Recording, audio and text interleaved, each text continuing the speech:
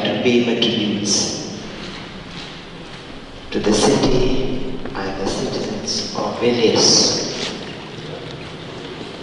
for the great heights that you have reached in many areas of human development and societal progress. And today, as I understand it, Vilnius stands as an iconic city that symbolizes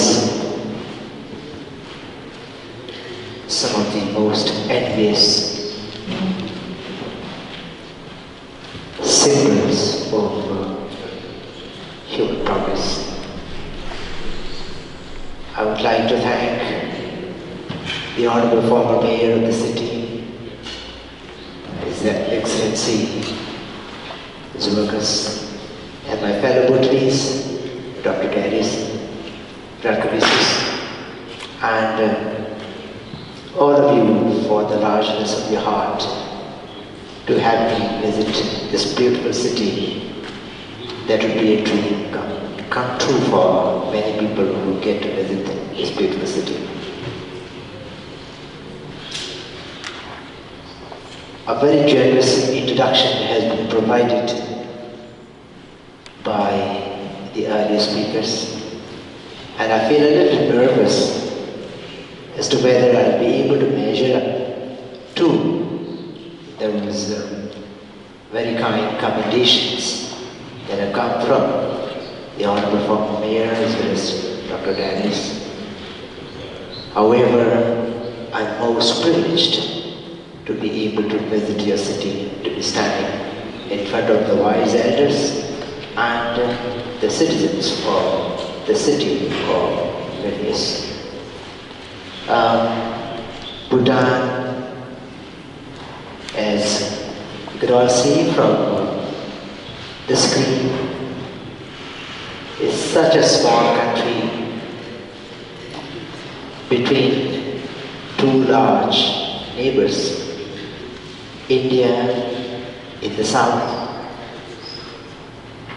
and east and west, and China in the north, the autonomous Tibetan region of China, in fact. Some 38,000 square miles, under 1 million people in the whole country.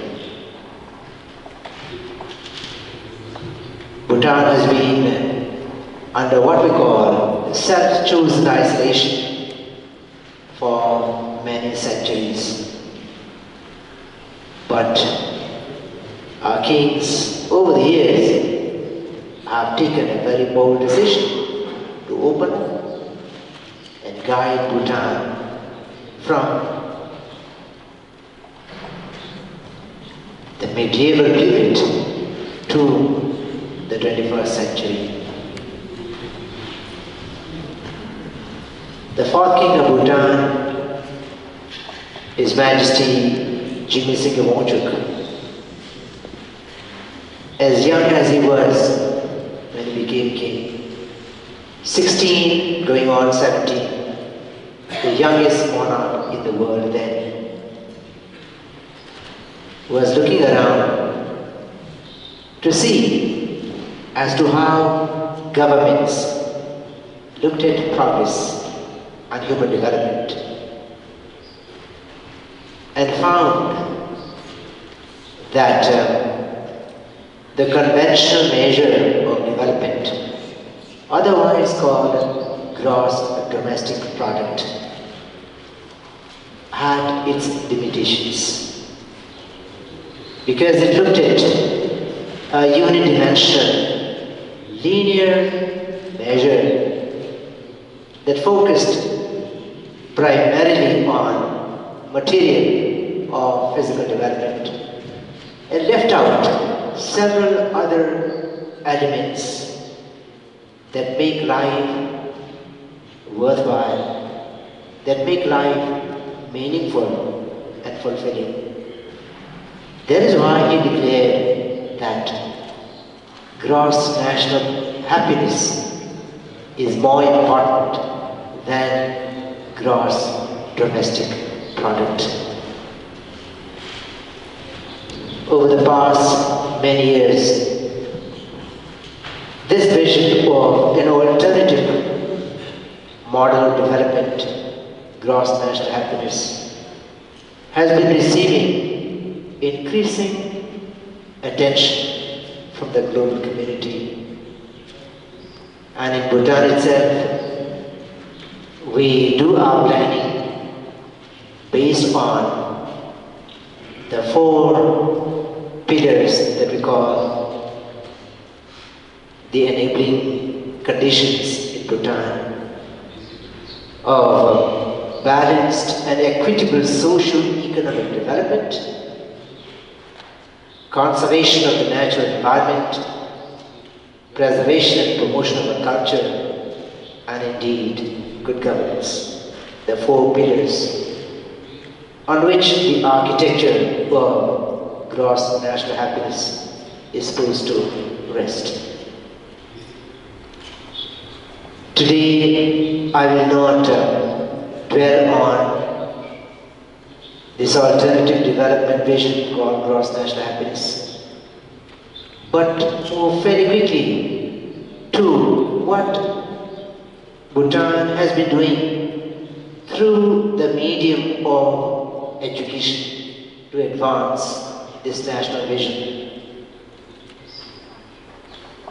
We believe that just as we individuals ought to have our own dream, so also nations and societies ought to have their own dream.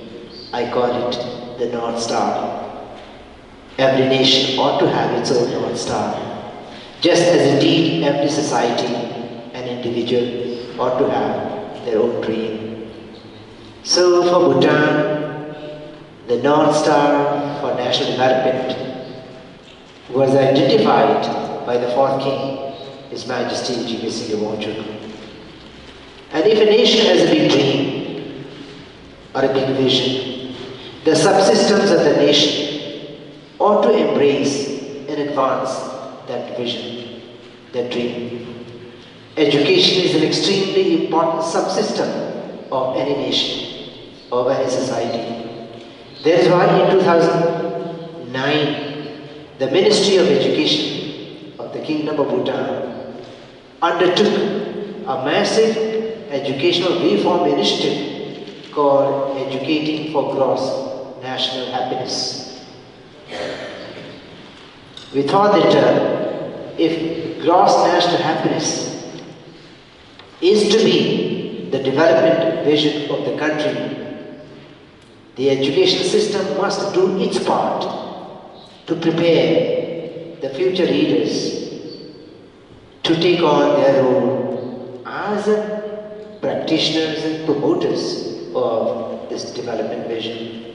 That's why it is important for the Education Ministry to do its part to advance the goal or the vision of the country.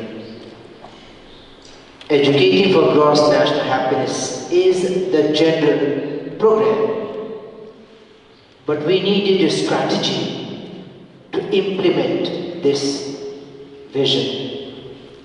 And we call this strategy Nurturing Green Schools as a means to an end.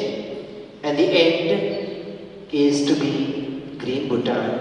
So nurturing green schools for Green Bhutan. After explaining what I mean by green, green is a color, but green is also a metaphor. Green is a metaphor for anything and everything that sustains and supports life. And by life we mean life in its infinite variety. Human life, animal life, plant life, bird life, reptiles, in all the 3 realms, the sea, the land, the skies. So wherever any kind of life form exists, and if anything supports and sustains, works to advance the integrity and well-being of life in all its multiple variety, that is green. So we can have a green school, we can have a green economy, a green society, a green government, a green politics, green institutions. So anything that supports and sustains the integrity and well-being of life in all its infinite variety, that is green. So when we have a green school, it ought to be a little different from the conventional model that we know of schools. Because as the wise members of the audience would know, today, all around the world, there is so much going on in the name of education. But a lot of it has very little to do with education. Once upon a time, some wise people called education the noble sector. The noble sector. It's amazing that somebody had the forethought to describe education as the noble sector. There must have been a very big purpose in describing education as the noble sector. Because of all human endeavors, education was meant to enable young men and women, boys and girls, our students, to cultivate the nobility of their mind, to enable young men and women to cultivate the nobility of their hearts, thereby enabling them to carry out noble deeds. So a confluence or nobility of the head, the heart and hands, together contributing the nobility of the sector otherwise called education.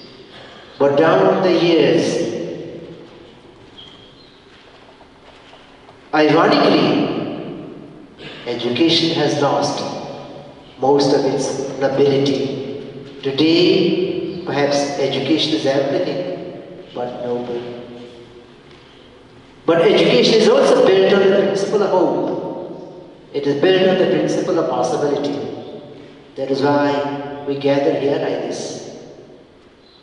The administrators, the managers, the planners, the parents, policymakers, educators, students, people in all spheres of public life as well as private life gather here in this magnificent hall because deep inside we care for our society. Deep inside we care for our children and our children's children and their children and beyond. That is the reason, despite so many other important engagements that you would all have, we meet here and I travel all the way from Butano. Education is so important. If any society succeeds, it has to succeed on the strength of education. Education failing, no nation or no society can succeed.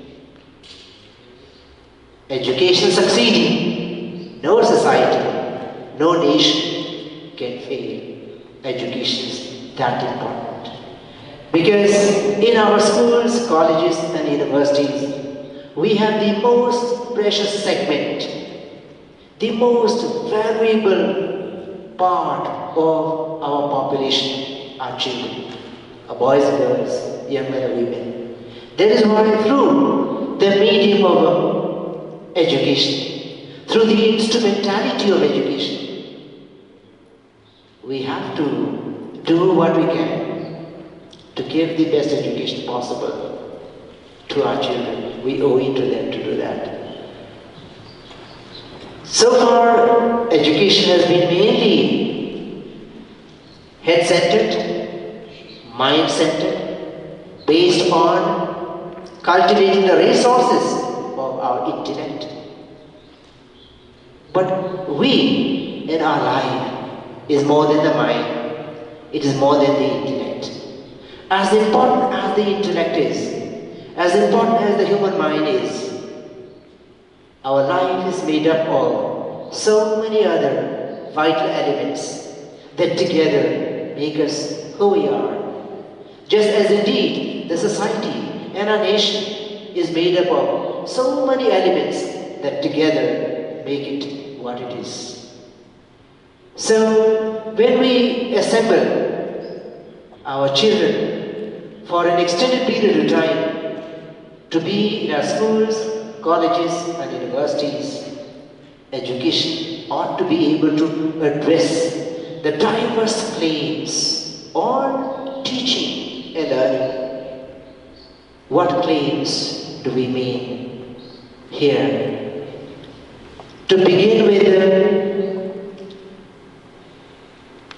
our educational institutions and systems ought to be able to honor, ought to be able to affirm and honor this sacred relationship between us, the humans, and our planet Earth.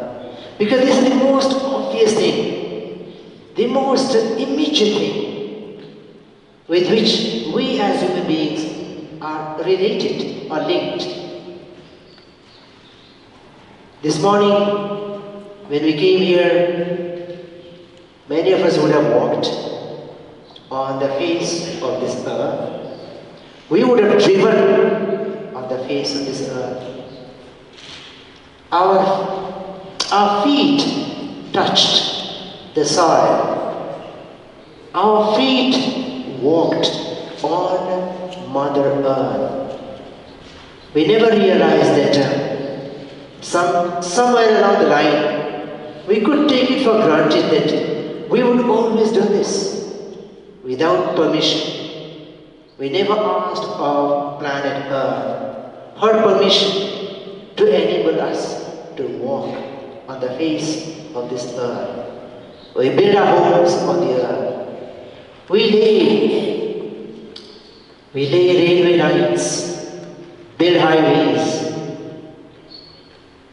dig canals, build different kinds of infrastructure on the face of this earth.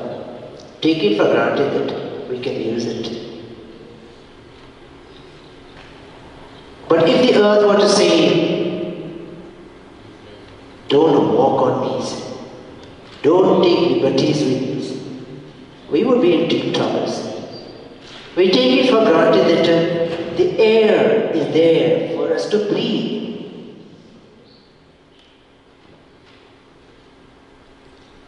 Without this vital air, we can't live our lives.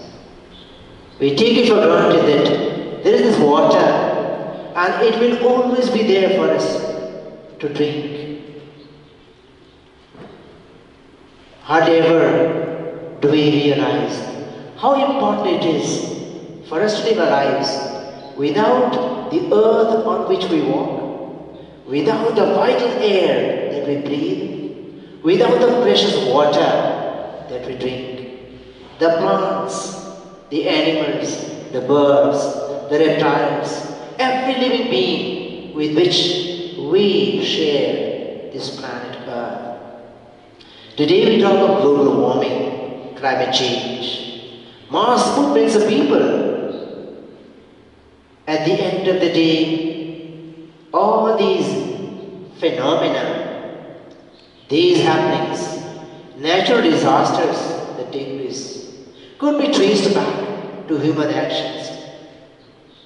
So that's why in our schools, colleges and universities, we believe it is important for us to recognize this extremely important, vital relationship between us, the human beings, and planet Earth. That's why in my green school, the first element that we need to consider is this relationship between us, the humans, and planet Earth. If we take care of this planet Earth, the water, the air, and the other vital elements, they in turn will take care of us. So mutually we flourish, we illuminate each other, we support each other, and we secure the integrity of each other. This will contribute to sustainable development. This will contribute to sustainable life for now and for future. That's why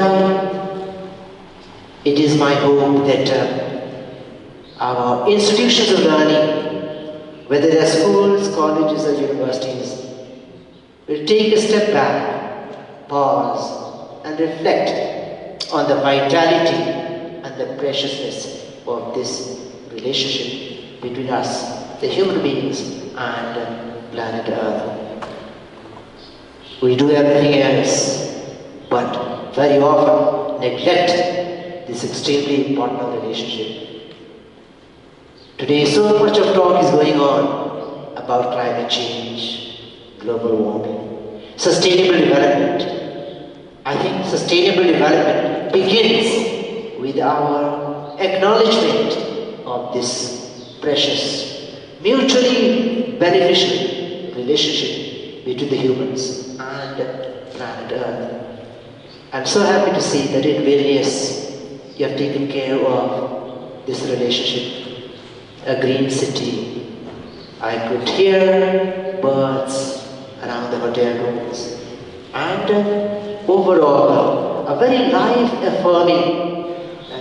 The next very important element that we consider in a green school is the society, the claim of the society.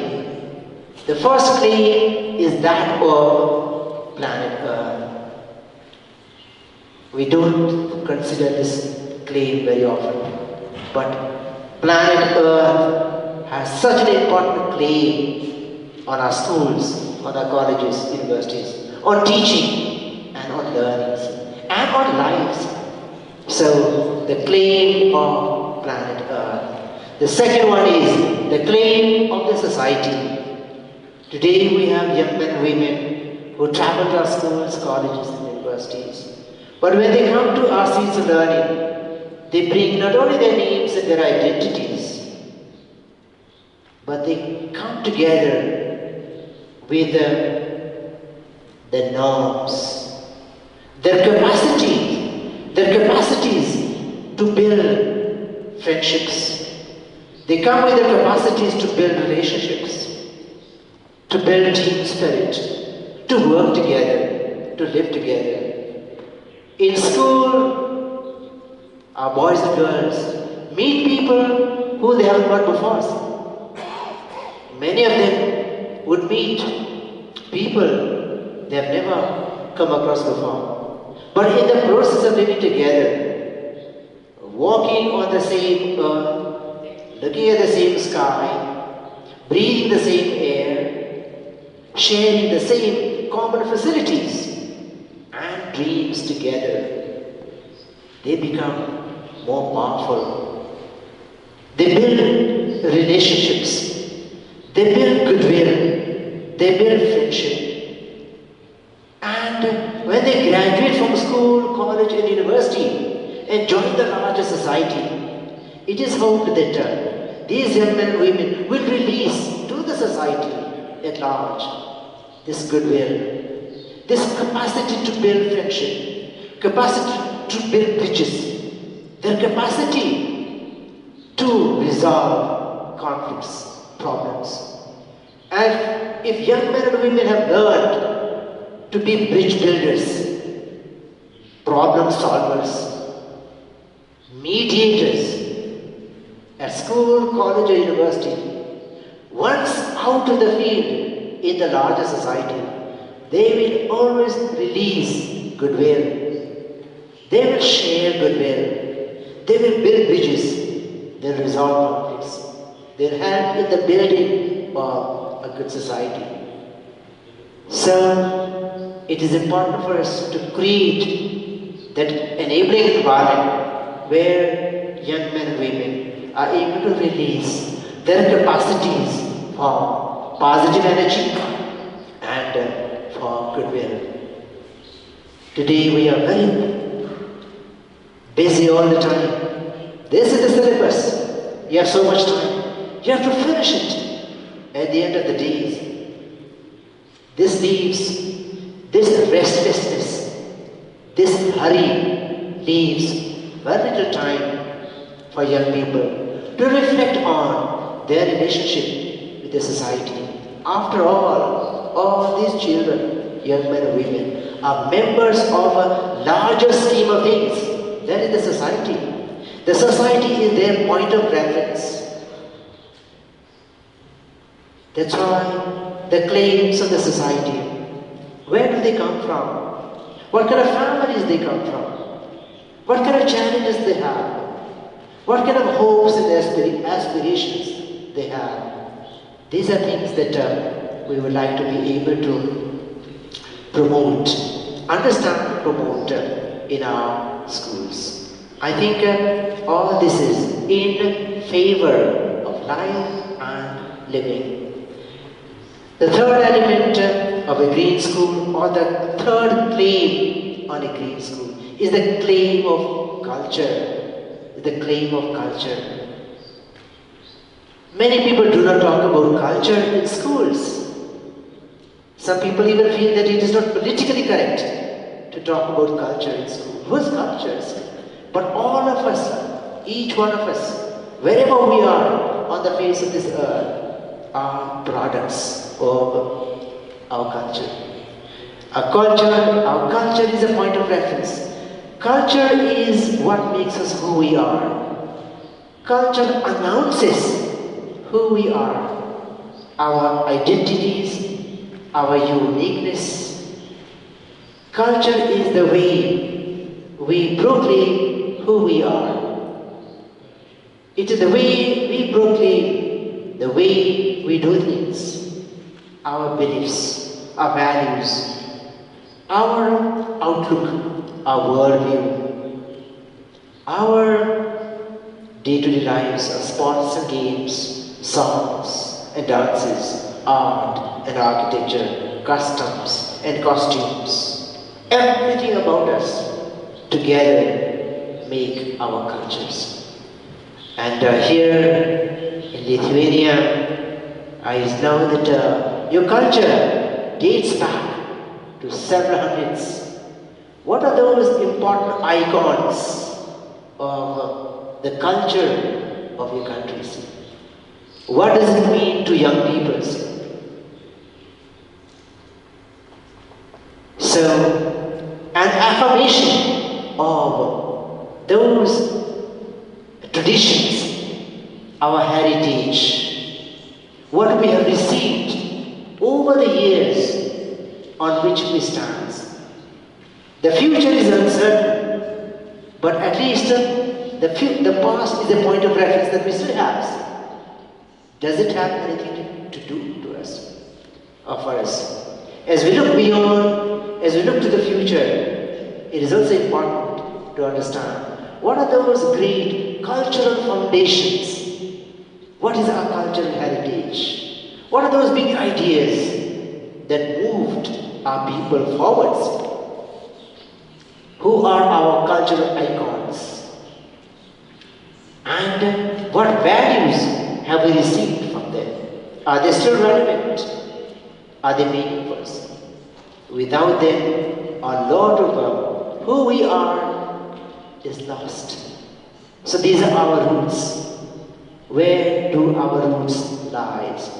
Young people ought to be able to understand some of those cultural anchors, because they provide emotional, psychological anchors, especially at a time when there's so much happening, and when young men and women have to face so many different kinds of challenges, because that gives them, those cultural foundations give them a point of reference, some sense of security, some kind of confidence our sense of belongings.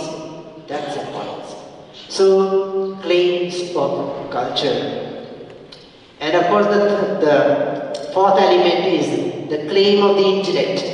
I'm not going into details about the claim of the intellect because in our schools, colleges, and universities, this is the main focus, the claim of the intellect. Be smart, sharp, cultivate your brains and skills, and get ahead of the crowds. Learn, keep your mind. So, intellectual greenery refers to the need to be open to new ideas, accept changes, be innovative. Look at what's happening around us. So, intellectual greenery has got to do with them appreciating the great ideas and movements that have made the march of humanity possible, the march of nations possible, that have propelled humanity forwards. Those big ideas. The laws of science, the laws of our life, philosophical foundations. What are those great intellectual movements? And how are those ideas packaged in our day-to-day works, in our day-to-day learning systems? So intellectual greenery has got to do with the need to keep our minds open and ready to receive new ideas, innovations, new awakenings. Because succeeding generations of our people have their own contributions to make. So, what have we learned from people and what can we look forward to learning from innovations, developments, inventions, discoveries in the wider field of human endeavor. So, intellectual greenery. The next element is academic greenery. The claim of academics. This is important. In most situations, the moment our children come to school, or college, university, especially in our side of the world, in our part of the world, we start with the book. Page 1, chapter 1. On day 1, our children aren't ready yet to open the book on the first days. We have to begin with them. We have to begin by situating them in this environment, in the society, in the culture. Make them familiar with the intellectual movements. And then now we believe that we are more or less ready, settled to open the book on page 1, chapter 1. We are ready to start talking about our geography, our history, our physics and biology and mathematics and language and literature and IT and music. But even here, we have been teaching physics for 1,000 years without ever asking, what is the nature of physics? Why do we teach physics? What is the power inherent in physics? What is language? Why do we separate language and literature? What is the speciality about literature? What is the nature of literature as opposed to history? What is the nature of physics as opposed to chemistry? What makes chemistry chemistry? What makes mathematics mathematics?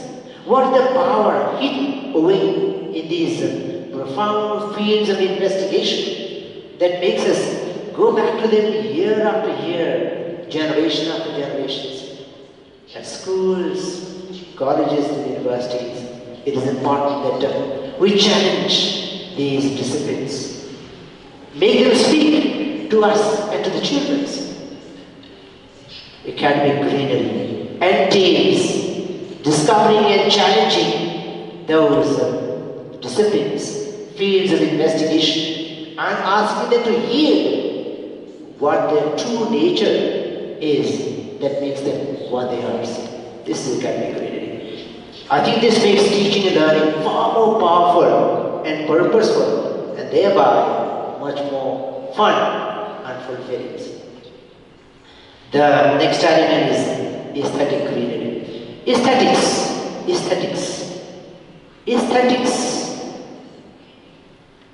have an extremely important claim on on teaching and learning. Because the way this building has been set up. If the purpose of this building was just to house us, the architect didn't have to go to this thing of chiseling marble and rock and shaping wood and making all these beautiful designs. But the architect decided that deep inside human beings, there is a longing for things beautiful, for things tasteful, for things graceful. So it is not simply serving a practical purpose, but also adding beauty, adding some grace to things. That is why the architect decided to convert, to give shape, to create beauty and grace in and otherwise very practical facilities. I'm sure the wise members of the audience will know that James Michener, who wrote the Centennial, talks about two objects in Western tradition that signify beauty and pragmatism. He talks about the Clovis Point and the Mississippi Arch. I haven't seen the Mississippi Arch myself, nor have I seen a Clovis Point, but the Clovis Point is supposed to be hunting equipment. The hunter makes this Clovis Point as a weapon to hunt and kill animals. If the purpose is only to hunt and catch game, it could have been a very practical tool. But the hunter not only makes the Clovis Point into a practical weapon, but he shapes it so beautifully that it becomes an object of art. So, also, here, the facilities that we use are homes. If our homes are supposed to perform a practical function, we could do with a lot less. But we go to great lengths to design our clothes, to lay our tables, to set things up, to lay out our gardens, our footpaths, our waterways. So much of beauty is added to these, because these are important to fulfill a deep longing. They may not have any economic values. The towers that we build, the great monuments that we build, they may not have any economic or practical material values, but they fulfill a deep, deep longing of the society, of the peoples. So that's why objects of art, objects of beauty, music, poetry, painting, art, architecture, a good song, a dance, a good games, anything beautiful and graceful appeals to our heart and to our mind and allows us to discover our multiple levels of appreciation. Especially today, space for appreciating objects of beauty is so important, because thanks to technology, thanks to mass media, there is so much available to young children through technology. That is not very creative.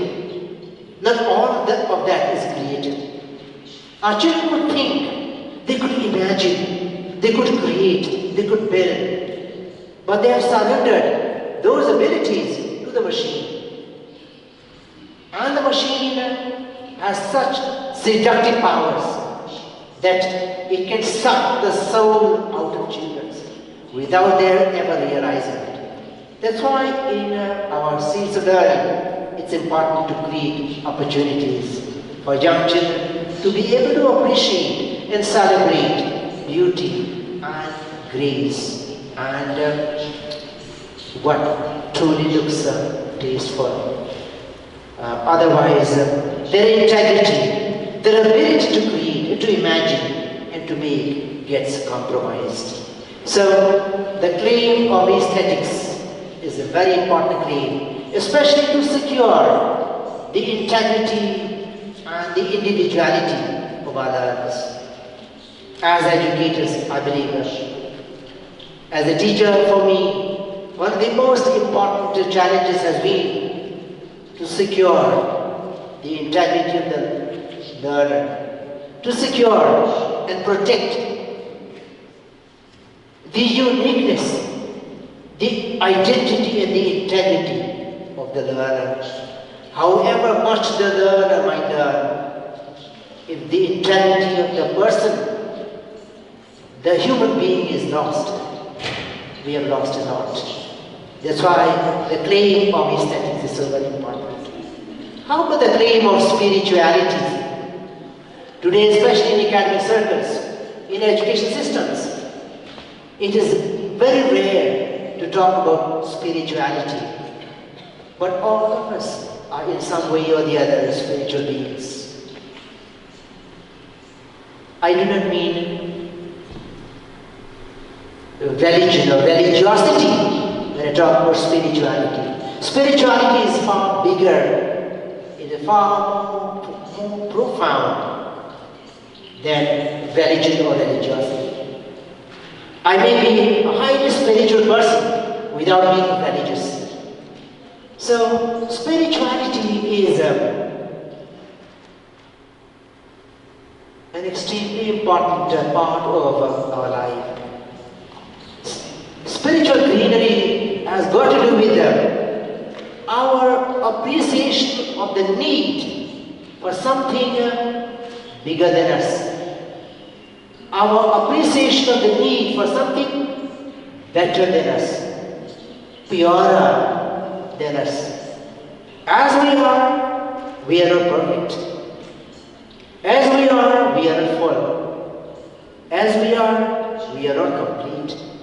But if we tend towards objects of perfection, if we tend towards objects of completion and fullness, to that extent, we also gain that much more fullness, that much more completeness, that much more perfection. Just as the flower kept on the windowsill tends towards the sun and receives nourishment and finds fulfillment in the same way, young men and women, indeed all of us, need something to look up to.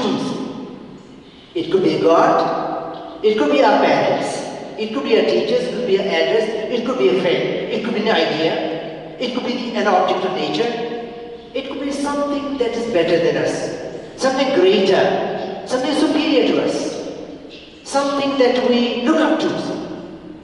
So spirituality has got to do with a recognition of this need to find greater fulfillment.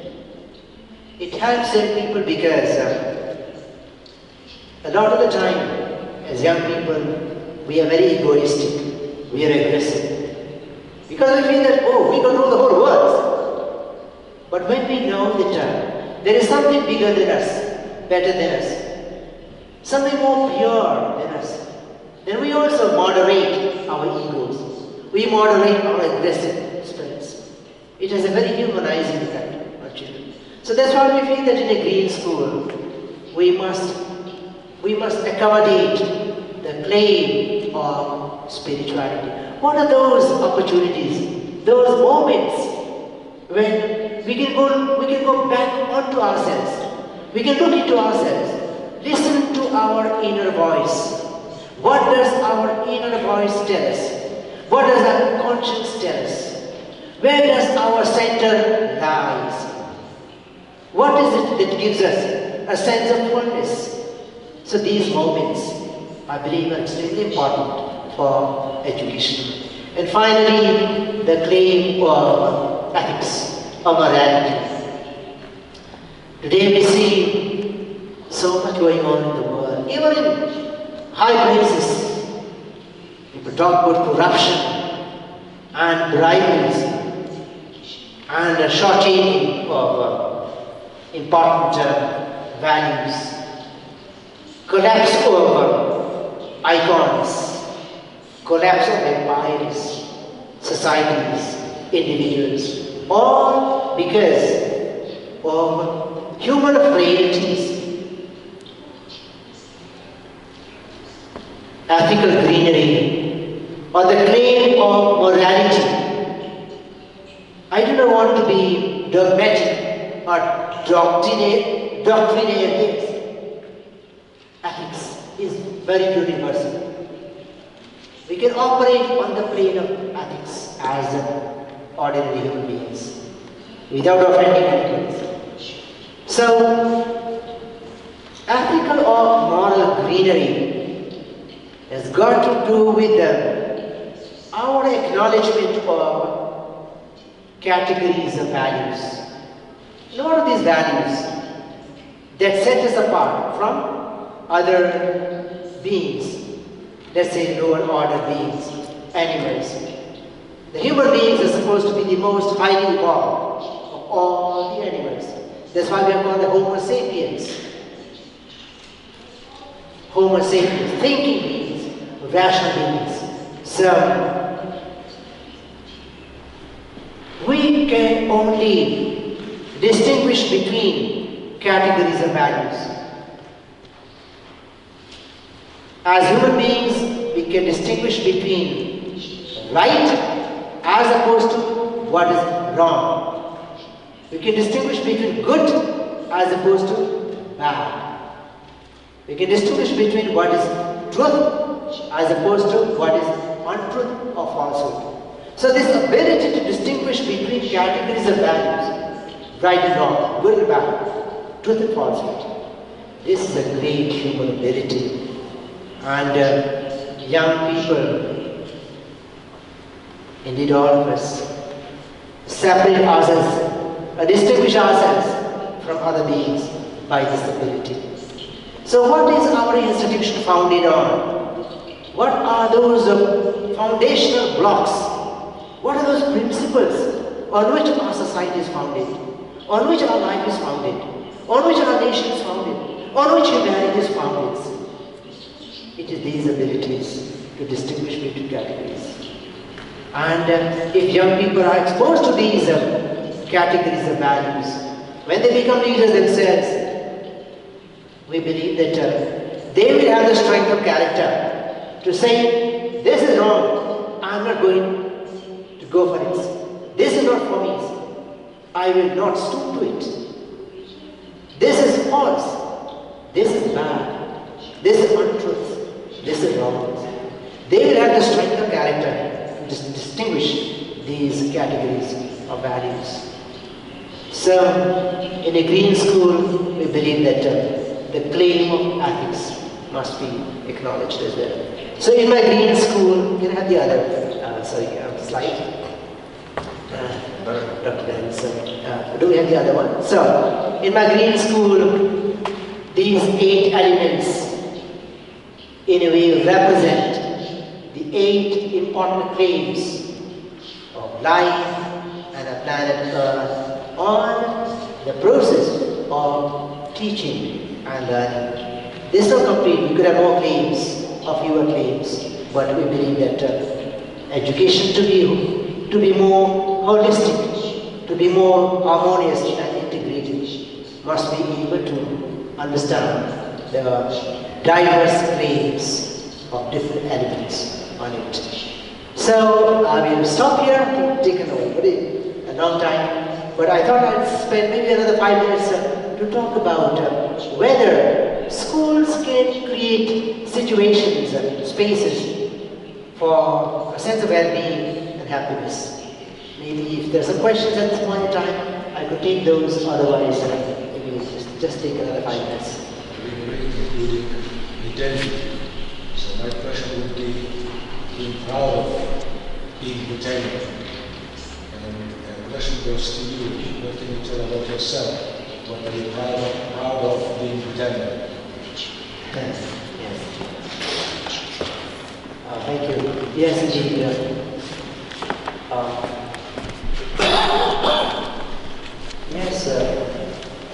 Culture is one of the 4 foundational pillars of gross national happiness in Bhutan. So we showed the slide earlier on. So it's an extremely important element of our happiness consideration. Bhutan's location, as we showed already, we are a very small country between 2 very big, large countries. And for Bhutan to be able to maintain its uniqueness as a nation and as a people, it is important for us to distinguish ourselves from other cultures. So that's why the fourth king of Bhutan was very far-sighted in ensuring that despite changes in time and despite developments in the material world, and despite Bhutan being a part of the global community, it is important for Bhutan to maintain its unique identity and culture. And our culture, apart from many other things that are much going on, in fact, manifests itself in the obvious ways, like the dress that we wear. So this is our national dress and our official dress. And when you go to our offices, there's also a scarf that we wear. And the way we live our lives, our architecture, our songs and dances, music and dance, sports and games, the way we cook our food, prepare beverages, our food, drink, and art, and architecture, the physical, manifest dimension of our culture, as well as our intangible culture, our beliefs, our faith, our dreams, our confidence, our superstitions, our fears, our hopes, our worldview, what makes us who we are. These are very important as manifestations for Bhutan's uniqueness that give us also a sense of identity, a sense of belonging, a sense of uniqueness. So, very proud to be a Bhutanese, and our culture is extremely important to give us a sense of that unique Bhutanese identity. May I ask you to give an example for us about cultural icons or pillars in Bhutan and how they were chosen as representing the nation in Bhutan? Thank you. When we look at some of the figures, in 1616, a very important visitor came to Bhutan, Shabdung Namgyal. He was actually the unifier of Bhutan. Bhutan was also a country that was plagued by a lot of internal fighting and strife. And when Shabdung Namgyal came, he thought that a country cannot go on like this. So he worked hard to unify the country. And he also worked hard to codify the laws. And so Shabdung Namgyal is an extremely important icon. Even before Shabdung Namgyal, in the 8th century, Guru Rinpoche came to Bhutan. Guru Rinpoche, Guru Padmasambhava in Sanskrit, is considered the second Buddha in Bhutan. So in 747 AD, the second Buddha of Guru Rinpoche came to Bhutan, and he actually brought Buddhism to the country. So the first important milestone was established in 747 AD with the advent of Guru Rinpoche. The second important advent was the arrival of Shabdungam Namgyal, the unifier. And of course in 1907, the dual system of Shabdung Rinpoche, that means that in the same person, the secular as well as the spiritual aspects of administration was combined. But after the passing away of Shabdungam Namgyal, again there was a strife in the country. But in 1907, the first king of Bhutan united the country again. The warring factions were defeated and the country was united. And the first king of the Wangchuk dynasty, Gyalpo Ugir Wangchuk, was installed by the people to be the central authority for the whole country. So our Wangchuk kings, Guru Rinpoche, who came in 747 AD, Shabdungam Namgyal, who came in 1616, the establishment of the Wangchuk dynasty in 1907. All these have been some of the important figures who have contributed to the building of cultural identity. And of course, the other manifest physical things are our zongs, our big fortresses. They serve the purpose of administration as well as in the past security. And today many of our zongs, the fortresses, also house the monastic institution. So, and of course some of our cultural heroes, our fighters, our musicians, our sports people. So some of these people have actually contributed to distilling the cultural identity of the country, deciding what the dress should be like, how the games, our national anthem, our national flag. How should the national flag look like? What should the national anthem be like? So all these are the elements that have created the cultural identity as well as the political identity of the country.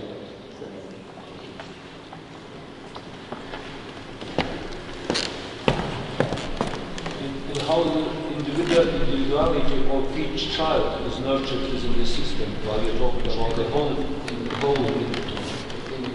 individual child. Individuality of the child, how is nurtured. Yes, I think so.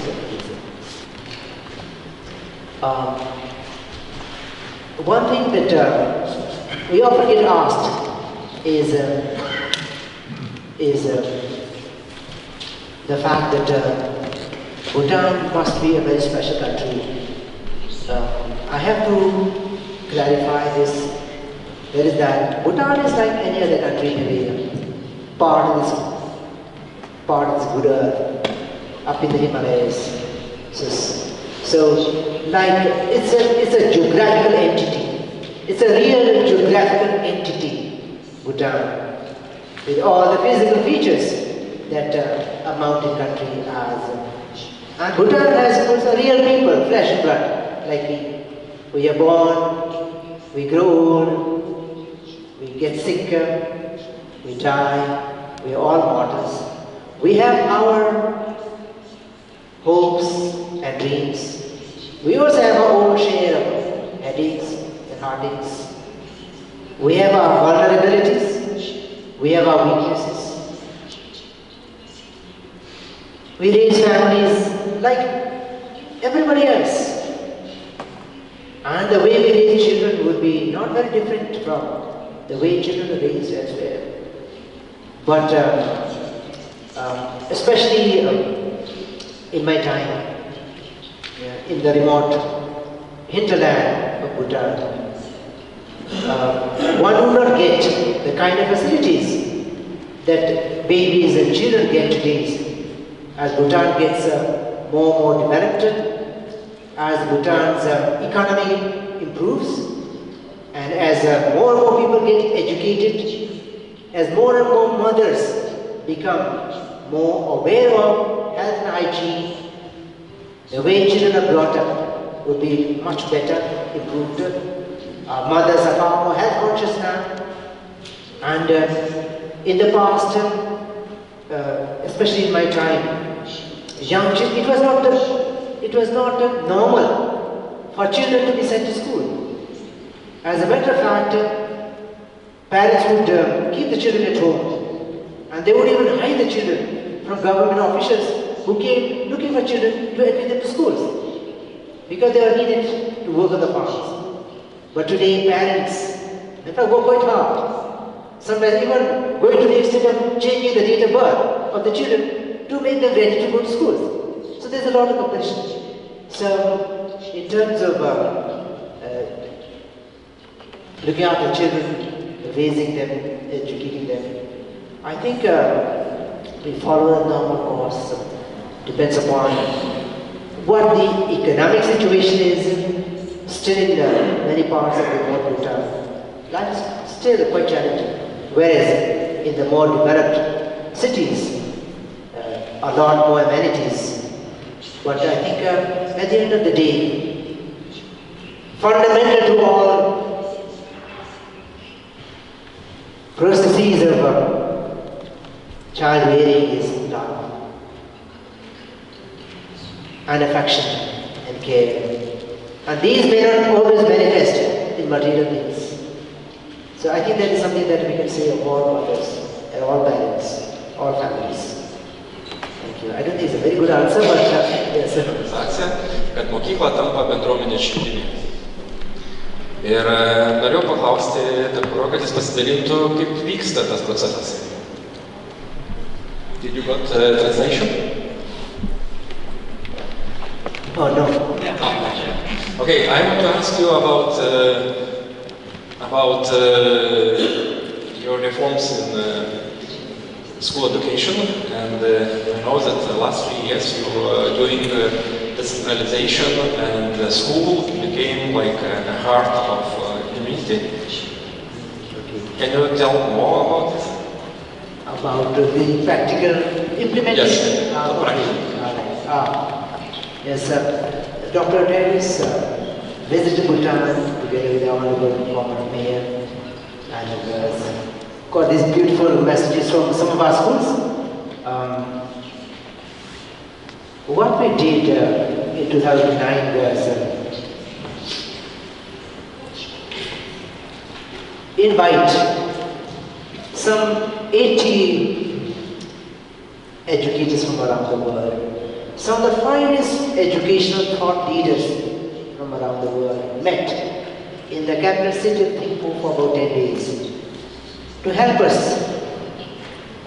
distill ideas of gross national happiness to put through the education system.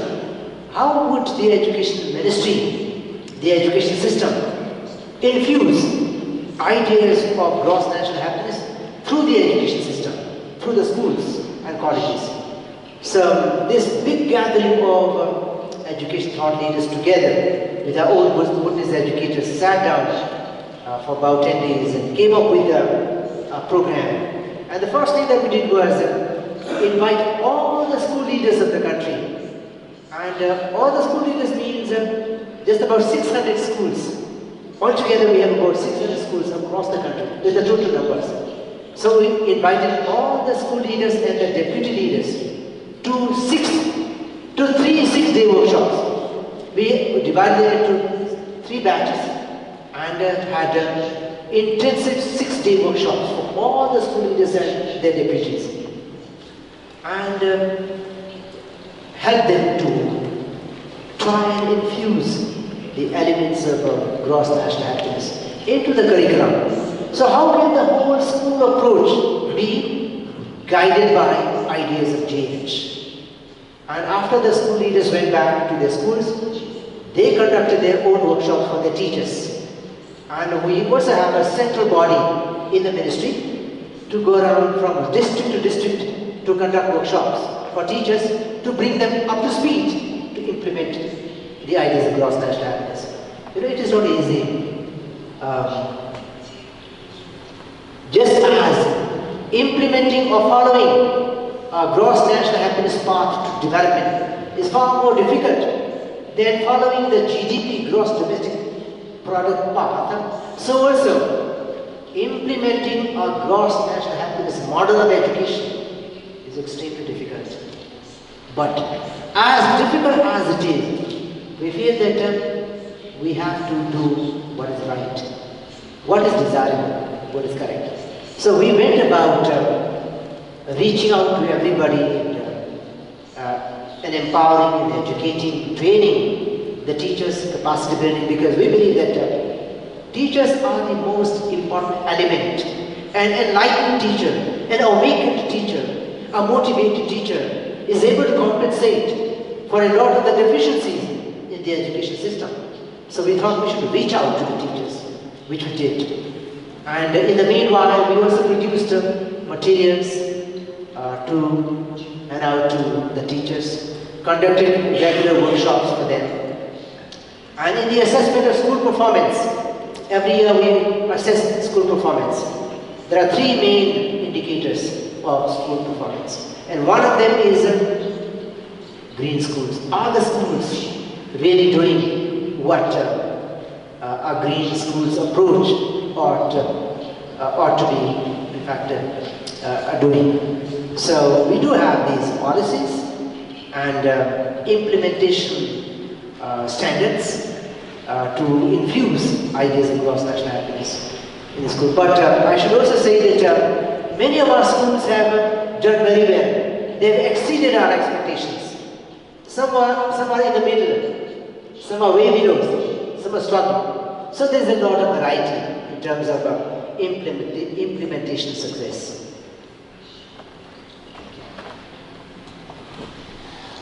And you promised to us to tell about the soul and role. Soul and role. Soul and role. Teacher. Do we have time? Yes. You must be so tired now. Yes, it's good that you're all awake. Still have 10 minutes. 10 minutes, okay.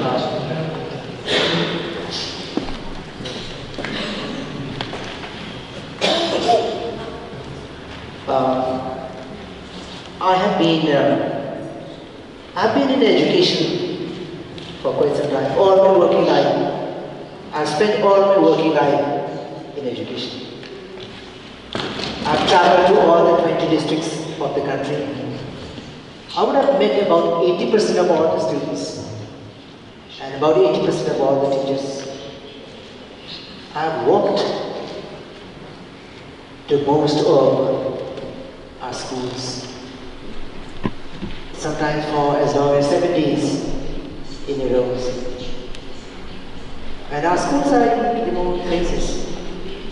But I feel that it's important for me, it was important for me, and still is important for me to reach out to our fellow teachers, educators, and children, and the parents and kids. And over the years, I have been reflecting on education. Yes, having spent a lot of time in education as a career educator, I've also been involved in curriculum development and policy making. More and more I realize that there's a disconnect. There's a disconnect between role and soul. I read a very interesting book by Parker J. Palmer, a famous American educator, Parker J. Palmer. He talks about paradoxes in education. He talks about 4 paradoxes in education. In fact, I have them here. He talks about paradoxes in modern education. And these paradoxes are very serious. They have a huge implication on education. He wrote this book called The Courage to Teach. And there he talks about these 4 paradoxes. One of the paradoxes is that we separate head from heart.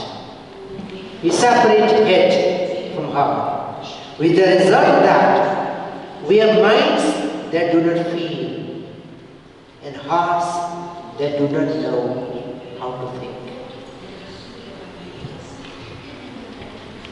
We separate fact from feeling, with the result that we have bloodless facts that make the world distant and remote, and ignorant emotions that reduce truth to how one feels today.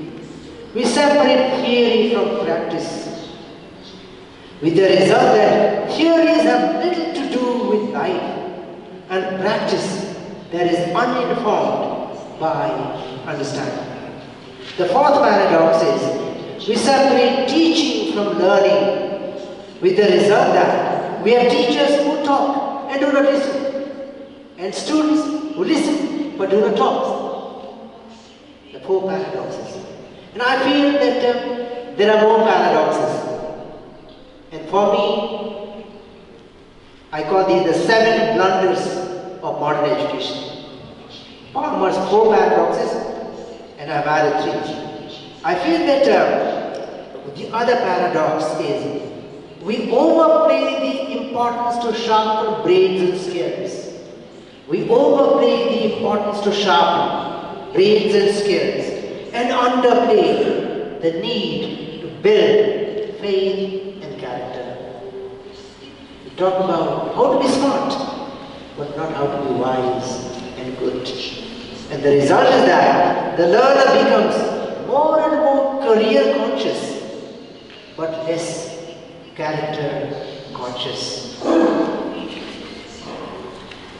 The next paradox, I feel, is that we promote the spirit of competition at the cost of cooperation. Compete, yes, cutthroat competition, win by hook or by crook.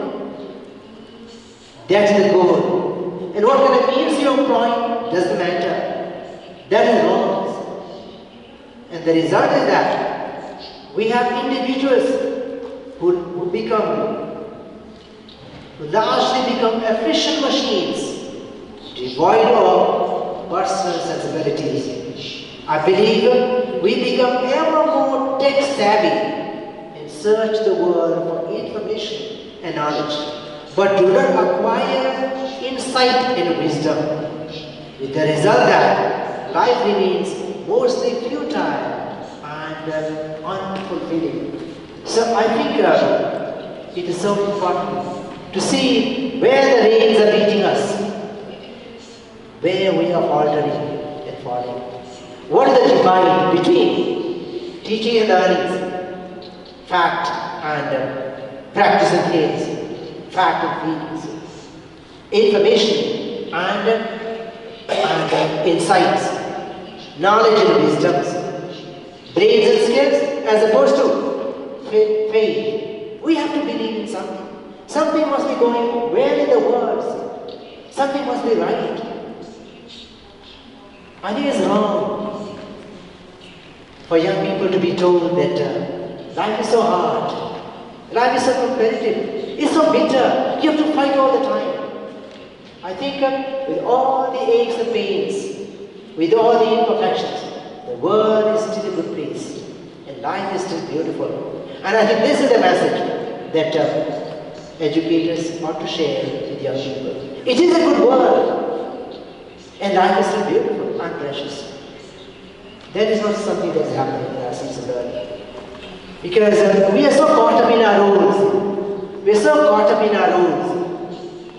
I am appointed as a teacher. So by role, I am a teacher. By role, I may be a doctor. By role, I may be a parliamentarian. By role, I may be a judge or an engineer or a carpenter. That is my role. But every role also has a soul. The soul is the reason for the role to be born in the first place. The intent for which the role was created. So the soul is the womb in which the role takes its birth. But over a period of time, the role and the soul separate, go their different ways.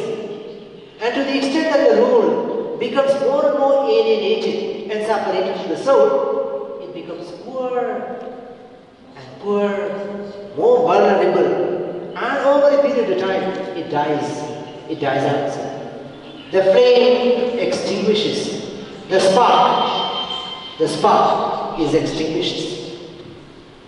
As a teacher, I have to ask myself all the time, by role I'm a teacher, where does my role come from? Where is the source of my role? What am I supposed to do? Is there harmony? Is there a meeting ground between role and souls? I think that goes to all professions. As a doctor, by role I'm a doctor. But the role of the doctor is not only to treat. The role of the doctor is to secure the integrity of life. Life is more than anything else. But the doctor often forgets that he or she is dealing with lives. So the doctor's role emanates from his soul. Same thing with carpenter. By role I am a carpenter. But the carpenter's role is born somewhere. That is why our architects build monuments that fulfill our heart's deepest longing for perfection, for beauties. The role and the soul meet. As long as the role and the soul go their divergent ways, the result becomes unfulfilling, the result becomes unsatisfactory and meaningless. That's why I feel that especially in education, we set up schools, we set up colleges, we set up big universities. What is the role of these universities? And where do these universities derive their souls? What is it that is there at the heart, at the soul level of the universities? What are the purpose in the first place? What are the dreams? What are the visions? Over a period of time, we get carried away. Something else becomes more important than the souls. And to the extent that happens, I think human civilization, human growth, human flourishing becomes limited. And I think the relationship between role and soul has an extremely critical relevance to education.